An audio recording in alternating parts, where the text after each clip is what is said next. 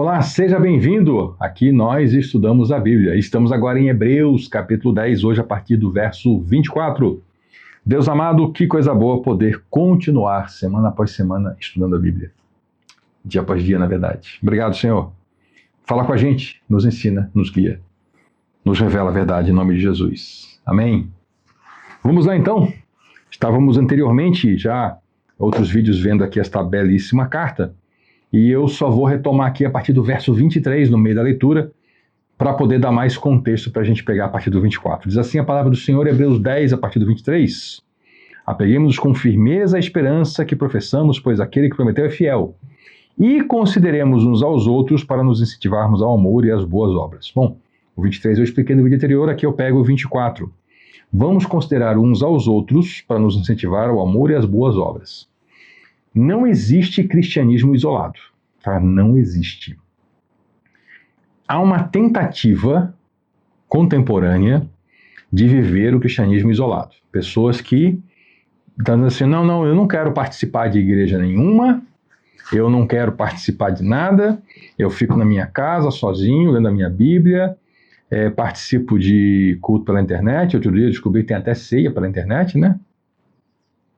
E as pessoas ficam isoladas, né? E aí dizem, não, mas é que eu quero viver o amor de Deus, mas sozinho. Aí não é o amor de Deus. Por quê? Para nós vivermos isso, nós precisamos acreditar naquele que é fiel e nos deu sua palavra. E esse que nos deu sua palavra está dizendo assim, olha, consideremos uns aos outros para nos incentivarmos ao amor e às boas obras. Como é que você vai incentivar e ser incentivado ao amor e às boas obras por gente que você não conhece? Por comentários na internet, numa página de gente que você nunca viu o rosto? Por perfis que são criados? Gente, preste atenção, tá? Perfil não é uma pessoa. Perfil é uma criação. Tá? Eu posso, aqui nesta plataforma, criar vários perfis. E eu posso criar vários personagens. Eu posso aqui, da mesma maneira que eu tenho este canal, onde eu ensino a Bíblia, e meu foco é esse, eu posso criar um outro canal onde, por exemplo, eu comente marcenaria. E eu vou estar vestido de marceneiro dentro de uma marcenaria, falando de outro tema, com uma outra linguagem. E aí eu posso parecer uma pessoa completamente diferente. E eu posso, numa rede social lá de fotos e textos, criar um perfil profissional onde eu vou apresentar os meus serviços. Isso tudo não é uma pessoa. Isso tudo são criações. Você não me conhece por vídeo.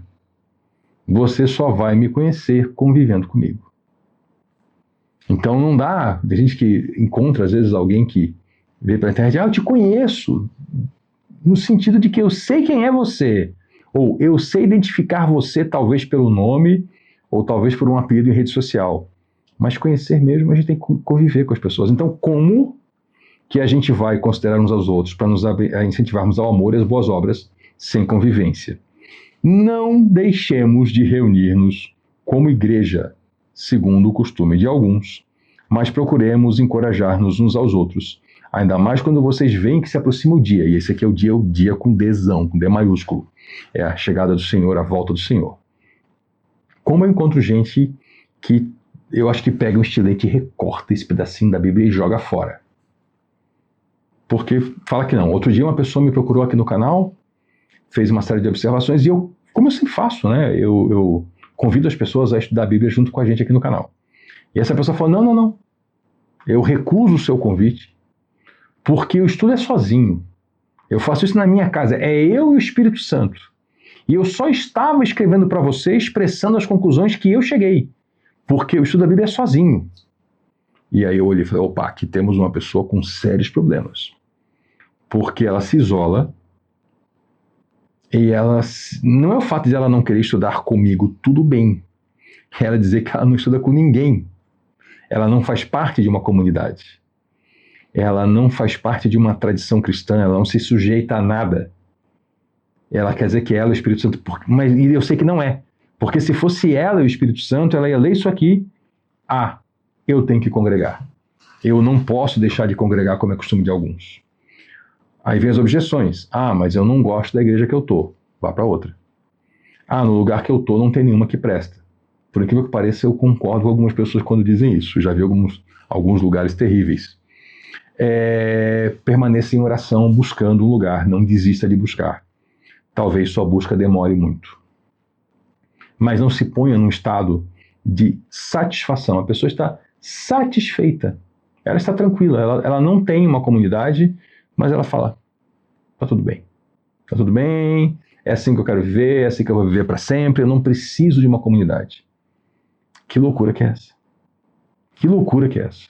Contrariando completamente a palavra de Deus e contrariando, aliás, a natureza humana dada por Deus, que nós somos seres sociáveis. Tudo que as pessoas fazem no campo da atividade humana, elas procuram se associar. Existe associação para qualquer coisa que a gente pensar. Eu acho que deve ter até associação, sei lá, do pessoal que curte gravata. Deve ter uma associação disso aí. Tem associação de pessoas que gostam de plantas, e plantas bem específicas. Tem associação de gente que gosta de bicho. As pessoas se associam. As pessoas inventam motivo para se associar. Quando não tem nenhum motivo e não consegue inventar, vamos tomar um café. Que é costume nosso, bem brasileiro. Em outras culturas vamos tomar um chá. Vamos fazer alguma coisa juntos. E aí nós temos a coisa mais incrível de fazer junto, que é ser igreja. E tem gente que fala assim, não, ser igreja eu não quero. Eu me junto com outros para tomar um café, para tomar um chá, para cuidar de cachorro, para brincar com criança, para cultivar orquídea, para aprender a dar nó de gravata, mas para viver a fé cristã, aí eu quero viver sozinho na minha casa. Tá muito errado esse negócio. E é o mau uso de uma ferramenta que Deus dá, que é a internet. Assim como tinha gente que fazia mau uso da televisão, como tinha gente que fazia mau uso das cartas, correspondência, tem gente fazendo mau uso da internet, usando a internet para se isolar.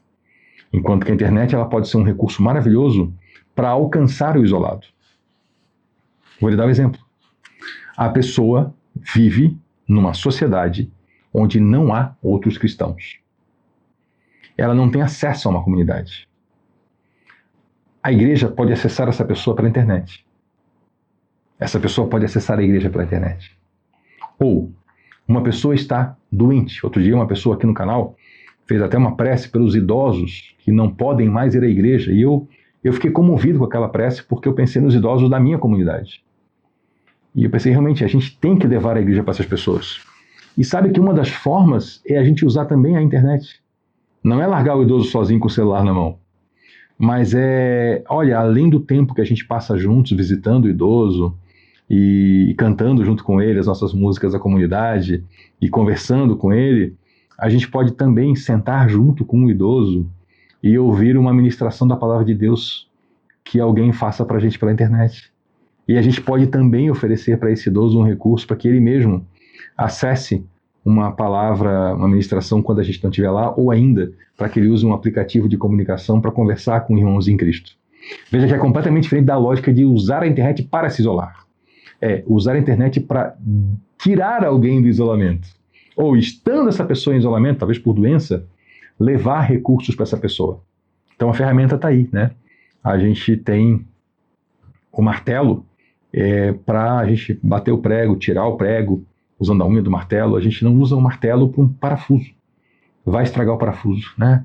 E se a gente tentar usar uma chave de fenda, uma chave Phillips, para trabalhar com prego, não vai dar certo também. Então a ferramenta tem o seu uso e o seu mau uso. Vamos fazer o bom uso dessa ferramenta que é aqui a internet. Aqui, né, o dia, a volta do Senhor, D maiúsculo aqui no nosso idioma, nós temos que nos encorajar uns aos outros. Uma coisa que eu costumo dizer para pessoas aqui no canal que às vezes relatam essa angústia de não estar em internet, ou até em igreja, ou até a opção de não estar, eu digo o seguinte, que eu acredito nisso. Quando Deus fez cada uma das pessoas, Ele colocou dentro de cada um alguma coisa boa, mas não colocou tudo. Alguma coisa, mas não tudo. Então nós precisamos uns dos outros. E quando nós somos convertidos pelo Senhor, nós precisamos estar juntos para cada um de nós oferecer para esse corpo aquilo que nós recebemos e também obter do corpo de Cristo aquilo que nós não recebemos diretamente. Agora, o autor sagrado aqui passa por um outro tema bastante interessante, dentro da mesma lógica.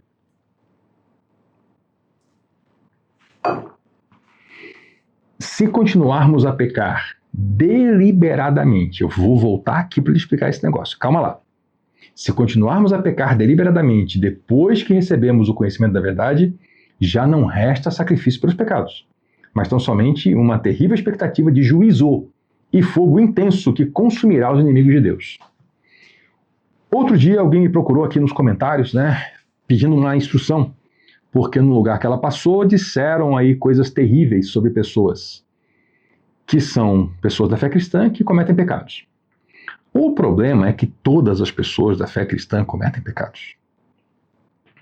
Bom, e aí? Esse texto aqui é sobre quem decide, toma a escolha, optou. Essa pessoa quer, ela sabe que é pecado e ela resolve continuar. Vou falar aqui de uns, não por serem piores, mas talvez por serem mais visíveis e terem mais impacto social. A pessoa entende, ela se converte, ela conhece a verdade. E aí ela decide manter um relacionamento extraconjugal. Está pecando deliberadamente. Não é por falta de conhecimento. Ela sabe que está errado. Mas ela acha que o seu prazer sexual é mais importante do que a lealdade que ela jurou no seu casamento e do que a obediência a Deus. Outra pessoa se converte, sabe da verdade e decide distorcer, manipular os textos para poder enganar pessoas e obter dinheiro, sabendo que está errado. Deliberadamente essa pessoa está pecando. Pessoas que sabem, não é que ignoram. Veja que eu não estou falando de gente que se confunde. Eu vou pegar o tema que eu já falei tanto aqui sobre o dízimo, Lá naquele vídeo, pergunta aqui 17, eu comecei o vídeo falando que eu ia tomar muito cuidado, porque eu conhecia e conheço pessoas de integridade, que elas, por não entenderem a Bíblia, porque não estudam, elas honestamente cobravam e davam dízimos. A pessoa está equivocada. É diferente daquele que sabe que o dízimo não é para a igreja, mas ele prega isso para ganhar dinheiro. Esse é o que peca deliberadamente. Está percebendo? Então, o autor está falando que quem vive assim não tem mais sacrifício para essa pessoa. O sistema do Antigo Testamento, ele oferecia sacrifícios para quem pecava, vamos dizer assim, de maneira não intencional. Os pecados não intencionais. A pessoa acidentalmente matou outro. Tinha um sacrifício para isso. A pessoa de caso pensado matou outro. Ela ia morrer. Não tinha sacrifício para ela. Na Nova Aliança tem. Tem. A pessoa de caso pensado, ela cometeu homicídio. Aí está lá na prisão, aparece lá uma Bíblia, um pregador, alguém, uma mensagem, um texto, o que seja. Essa pessoa se volta para Cristo, ela obtém perdão. Sim. Então veja que na Nova Aliança, a gente, mesmo os pecados que a gente cometeu com intenção, a gente encontra a redenção. Agora, passou pela cruz, a vida mudou. Nós somos criaturas novas. Agora não dá mais para tomar a decisão do pecado e continuar fazendo isso. Não tem mais sacrifício. O sacrifício de Cristo resolveu até mesmo os pecados intencionais cometidos antes da conversão. Agora a pessoa se converte e ela continua na intenção de pecar? Ela continua? E ela decide matar alguém para se vingar, sabendo que está errado? Toma a decisão de caso pensado? O que mais se pode fazer por essa pessoa além da cruz de Cristo? Não sobrou mais nada.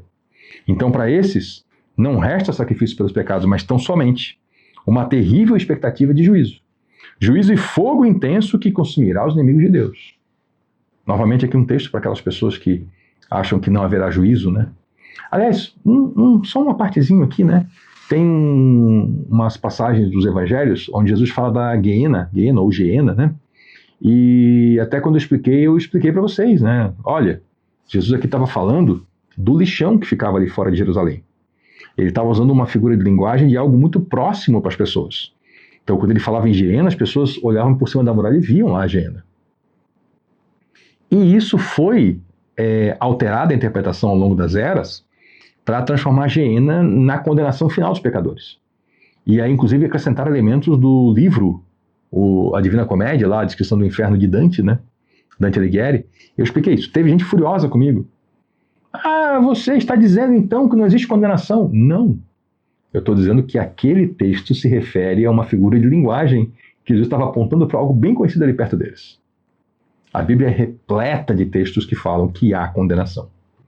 É porque tem gente que, de fato, assim, se a gente não concorda com tudo o que elas já pensam, essas pessoas elas agridem. São pessoas com uma expressão que eu ouvi outro dia, né? Pessoas que são impermeáveis ao conhecimento. O conhecimento não penetra nelas. Elas têm uma quantidade de conhecimento e elas se julgam proprietárias da verdade. Então, se um irmão fala alguma coisa que não diz exatamente o que ela pensa, ele vai dizer, como já disseram para mim, já escreveram aqui, né? Você é um enviado do Satanás. Vai com Deus, meu filho. Vai com Deus e segue tua vida aí com a tua loucura. Mas eu vou continuar ensinando o que é o certo. Então, quando um texto fala sobre uma coisa e não fala sobre outra, eu vou deixar muito claro. Mas a condenação, tá aqui, expresso, em diversos textos. Inclusive naquele lá, né? Bom, aqui eu vou fazer mais uma pausa. Esse capítulo é longo e está exigindo bastante. Mais uma pausa, voltamos na próxima. Até lá.